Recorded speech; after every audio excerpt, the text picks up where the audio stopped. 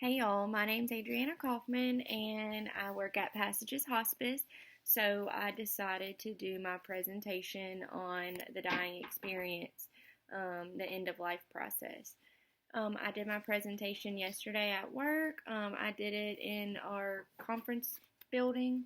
So I did it in front of a dry erase board and used that as well. I couldn't video because we had our census on there with patient names. So I'm home now and I'm just gonna run through the video with the presentation, a little bit about the presentation that I did yesterday. I used this book, Gone From My Sight, by Barbara Carnes. The book just talks about the end of life process and what you should expect to see. 1 to 3 months prior to death, patients tend to have withdrawal and they start to realize that they're dying. And it causes them to be depressed, and we see that every day.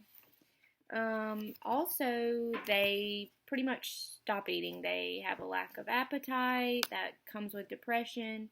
When they don't eat, they don't have any energy to do anything. That's what keeps our body going. And of course, when you don't eat, that's going to go downhill. They become disoriented. They sleep a lot, just like with depression, lack of appetite, lack of sleep.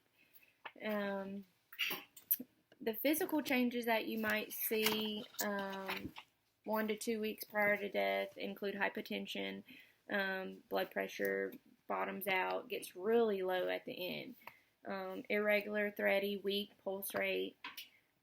Body temperature fluctuates. One day they might be burning up. One day they might be cool and clammy. It doesn't even have to be one day to the next. It could be hour to hour. Also, they have increased perspiration with clamminess, and their respirations vary as well. The skin color changes. It could be flushed with fever, bluish. Breathing changes also occur, like I just said. Normal 16 to 20, it can be to 40 or 50 breaths per minute. And typically that's when we give morphine for comfort, but I'll talk about that later. 1 to 2 days to hours prior to death, you can see a surge of energy, which we like to call calm before the storm. They might be talking clearly and really alert. They might want their favorite meal.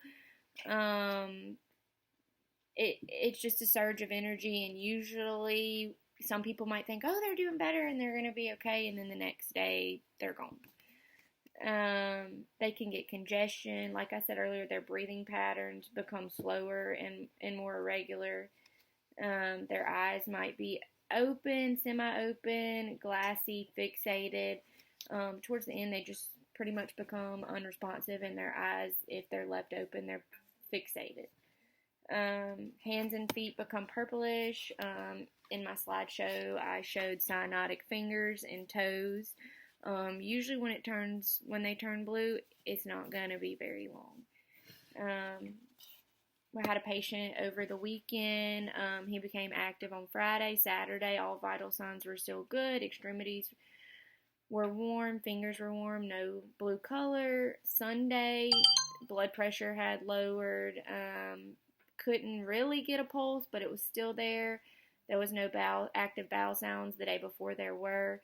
And then on Monday, I had checked on him again, and his fingers and toes were blue. Couldn't get a pulse, couldn't get a blood pressure, but he still was breathing. He was also getting morphine and Ativan every 15 to 30 minutes, and within a few hours, he had went ahead and passed away. And he was unresponsive for about 3 days.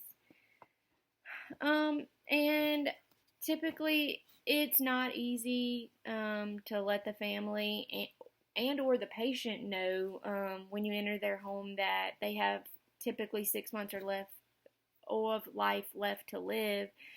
Having the talk is something I talked about in my slideshow. And that's not an easy thing to do, but it's something that we have to do because sometimes patients aren't aware and family members don't know what to expect. Also, something else I talked about in my slide was morphine that's given. We give morphine to keep the patient comfortable, to slow down respirations, and it does speed up the dying process because, of course, you don't want your loved one to suffer, and who wants to suffer? So, also, we are there not only for the patient at the end, but for the family. We have to give support, help the family cope. It's a hard time, so hospice does make a big difference. I've had people tell me that they had a parent who was dying on hospice, and then they had a parent who died without hospice, and just the major difference and the impact it had on their family was a big difference, and they were very thankful. In this book, I also put this in my slideshow by Henry Van Dyke. It's a poem that I thought was really sweet, so I'm going to read that to y'all. I'm standing upon the seashore, a ship at my side spreads her white sails to the morning breeze and starts for the blue ocean. She is an object of beauty and strength. I stand and watch her until at the length she hangs like a speck of white cloud just where the sea and sky come to mingle with each other. Then someone at my side says, "There, she is gone." Gone where? Gone from my sight, that is all. She is just as large in mast and hull and spar as she was when she left my side, and she is just as able to bear the load of living freight to her destined port. Her diminished size is in me, not in her. And just at the moment when someone at my side says, "There, she is gone," there are other eyes watching her coming and other voices ready to take up the glad shout, "Here she comes," and that is dying. I thought that was kind of comforting to know that, just because they're gone from here doesn't necessarily mean that their life is technically over. So that was just my presentation in a nutshell. So hope you enjoyed it. Thanks.